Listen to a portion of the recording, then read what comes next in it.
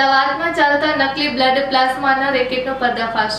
અમદાવાદના ચાંગોદરમાં ધમધમતી એક લેબોરેટરીમાં બ્લડમાંથી અસલી પ્લાઝમા કાઢી તેની જગ્યાએ સ્લાઇન વોટર ઉમેરી અડધા ભાવે વેચી નાખતા હોવાનો પર્દાફાશ થયો. આ લોકો મામૂલી રકમ માટે લોકોના આરોગ્યની ચિંતા કર્યા વગર ચાલતા આ રેકેટની સનસનીખેજ વિગતો સામે આવતા પોલીસ પણ ચોંકી ઉઠી હતી. અમદાવાદ ગ્રામ્ય પોલીસે થોડા સમય અગાઉ નકલી પ્લાઝમાનું રેકેટ ઝડપી પાડ્યું હતું, જેમાં અમદાવાદમાં લેબના માલિક, ડ્રાઈવર અને મહારાષ્ટ્રના એક લેબના માલિકની ધરપકડ કરી હતી.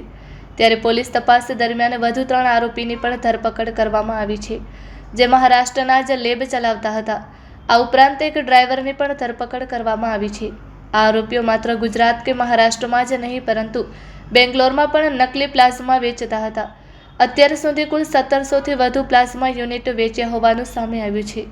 નકલી પ્લાઝમા બેંગ્લોરની બ્લડ બેંક અને ફાર્મા કંપનીમાં પણ મોકલ્યું હતું. નકલી પ્લાઝમા રેકેટમાં અગાઉ દિનેશ ચૌધરી, મોહન ગાયકવાડ અને ડ્રાઈવરની ધરપકડ કરવામાં પણ આવી હતી.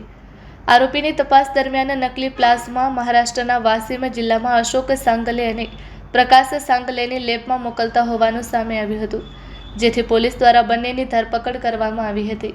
જે બાદ બંનેની પૂછપરછમાં તેમણે નકલી પ્લાઝમા બેંગ્લોરની બ્લડ બેંક અને ફાર્મા કંપનીમાં પણ મોકલ્યું હોવાનું સામે આવ્યું હતું, જેથી પોલીસ દ્વારા બેંગ્લોરમાં પણ તપાસ કરવામાં આવી રહી છે.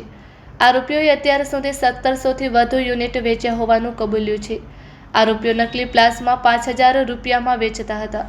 જોકે હજુ સુધી એક પણ પ્લાઝમા કોઈ દર્દીને આપવામાં આવ્યા નથી. આ પ્લાઝમા બ્લડ બેંક અને ફાર્મા કંપનીમાં જ આપવામાં આવ્યા હતા. અમદાવાદમાંથી ઝડપાયેલા 1140 યુનિટ પ્લાઝમા ભેળસેળવાળા હોવાનો ઘટસ્ફોટ થયો હતો.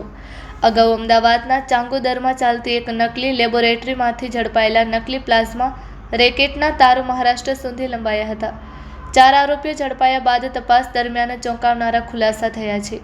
પોલીસે ચાંગોદરમાં દરોડા દરમિયાન પ્લાઝમાના જે 1140 યુનિટ કબજે લીધા હતા તે તમામ ભેળસેળવાળા હોવાનો ઘટસ્ફોટ થયો છે. તપાસ દરમિયાન આ પ્લાઝમા ઇફેક્ટિવ નથી અને જો કોઈ દર્દીને ચઢાવવામાં આવે તો જીવલેણ પણ સાબિત થઈ શકે. આરોપીઓએ અત્યાર સુધીમાં ભેળસેળવાળા પ્લાઝમાના આશરે 1700 કરતાં વધુ યુનિટ વેચી નાખ્યા હોવાની વિગતો સામે આવી હતી.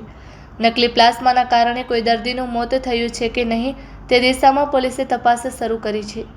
Report by Ashwin Limbachiya, Ahmedabad. આજે નકલી પ્લાઝમાનો જે રેકેટ હતો, આ રેકેટમાં પહેલી જે છેલ્લી પ્રેસ હતી એમાં ટોટલ 4 આરોપી જ્યાં સુધી પકડાઈ ગયા હતા. હવે 3 ઓર આરોપી પકડાયા છે. એ 3 આરોપી અને આરોપીનો રૂલ છે જો હું વિગતવાર કહેશું આપણે. આજે એમાં 2 જે આરોપી હતા મહારાષ્ટ્રના બ્લડ બેંકના ઓનર હતા और महाराष्ट्र वासिम डिस्ट्रिक्ट में हमना ब्लड बैंक था और एनु नाम प्रकाश सांगले और अशोक सांगले है. ये प्रकाश सांगले और अशोक सांगले ની ધરપકડ થઈ ગઈ છે. એ અહીંયાથી જે ચોરી કરીને જે પ્લાઝમા એ દિનેશ અને મોહન ગાયકવાડ રાખતા હતા, એ ચોરી કરેલા પ્લાઝમા અહીંયાથી ફરીથી મહારાષ્ટ્રમાં મોકલવામાં આવતા હતા. એ મહારાષ્ટ્રથી જે અશોક અને પ્રકાશ સાંગલે આગળ એક બેંગ્લોરની કંપનીને વેચાણ કરતા હતા. તો અત્યારે જે આગળની જે તપાસ છે, આ તપાસ અત્યારે બેંગ્લોરની જે કંપની છે જે આ પ્લાઝમાની ખરીદી કરતી હતી એની અત્યારે ઇન્વેસ્ટિગેશન અત્યારે ચાલુ છે. એની સાથે સાથે એક ઓર ગાડી જે છે જેનો ડ્રાઈવર અત્યારે પકડાયેલો છે, જેનું નામ અજીત સોલંકી છે. અજીત સોલંકી ટોટલ 3 સ્ટેટથી પ્લાઝમા લાવ્યો હતો, રાજસ્થાન, છત્તીસગઢ અને મધ્યપ્રદેશ. એ 3 સ્ટેટથી જે પ્લાઝમા લાવ્યો હતો એ દરેક પ્લાઝમાના કન્સાઇનમેન્ટમાંથી લગભગ 100 અરાઉન્ડ જે પ્લાઝમા બેગ જે ચોરી કરતા હતા. તો આ રીતે લગભગ 3 કન્સાઇનમેન્ટમાંથી 275 બેગ એ લોકો ચોરી કર્યા હતા. और एक ચોરી કરેલા જે બેગ હતા એને જે ખોટો એ એડલ્ટરેટેડ પ્લાઝમા છે જે મોહન ગાયકવાડ અને દિનેશ મળીને બનાવ્યો હતો. આ એનાની તપાસમાં 1700 જેવા ટોટલ એડલ્ટરેટેડ બેગ જે અત્યારે અમારી તપાસમાં સામે આવેલા છે, એ લોકો 1700 બેગ્સ જે અત્યારે બનાવેલા છે और દરેક બેગ લગભગ 5000 ની કિંમતમાં એ લોકો વેચતા હતા. એની સાથે જે એની ટોટલ જે એની ફાઇનાન્શિયલ ટ્રેલ છે, આ ફાઇનાન્શિયલ ટ્રેલ્સ પણ અત્યારે શોધવાનું કામગીરી ચાલુ છે. और એની સાથે સાથે અત્યાર સુધીની જે તમારી તપાસ છે એમાં કોઈને પેશન્ટને આયા હોસ્પિટલના ડાયરેક્ટ વેચાણ કરવામાં આવ્યું નથી. એ લોકો ડાયરેક્ટ ફાર્મા કંપનીની વેચાણ કરતા હતા. એ ફાર્મા કંપનીની પણ તપાસ ચાલુ છે. એમાંથી કોઈ પણ એનો જે કોઈ માણસ છે જે એમાં આ કાર્ટલ સાથે સંકળાયેલો તો એને પણ અમે અટક કરવામાં આવશે. और આ આખી જે તપાસ છે, આ તપાસમાં જે પણ મુદ્દામાલ સીઝ કરવામાં આવ્યો હતો, આ મુદ્દામાલ સીઝ કરવાનો એક બહુ સ્પેસિફિક પ્રોસેસ છે. આ પ્રોસેસ કોર્ટની મંજૂરી લઈને આ પૂરો કરવામાં આવ્યો છે.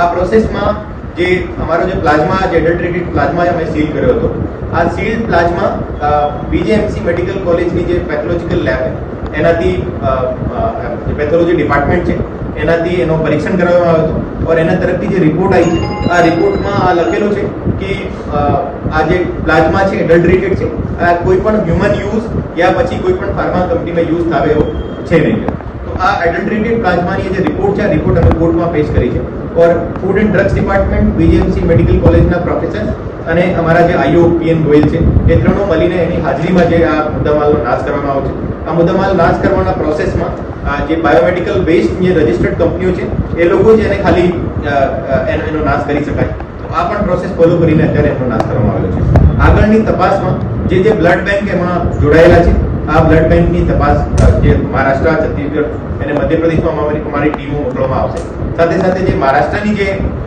જે બ્લડ બેંક હતા એની ઘણી બધાની ચકાસણી પૂરી થઈ ગઈ છે જેમાં અત્યાર સુધી કંઈ શંકાસ્પદ મળ્યો નથી except these two blood banks or જે બેંગ્લોરની જે કંપની છે એ બેંગ્લોરની કંપનીની અત્યારે તપાસ ચાલુ છે અત્યાર સુધીની અમારી તપાસમાં લગભગ 1700 પ્લાઝમા બેગ્સ એ લોકો અત્યાર સુધી એડલ્ટરેટેડ કર્યા હતા ઓર એને સાથે સાથે એ તો અમારી તપાસમાં સામે આવ્યા છે એની સાથે સાથે કોઈ જે બીજા કોઈ એનો કોઈ ગ્રુપને સાથે જે મળેલા લોકો છે એની પણ તપાસ અત્યારે ચાલુ છે તો એનાથી વધારે પણ નીકળી શકાય એવું શક્યતા છે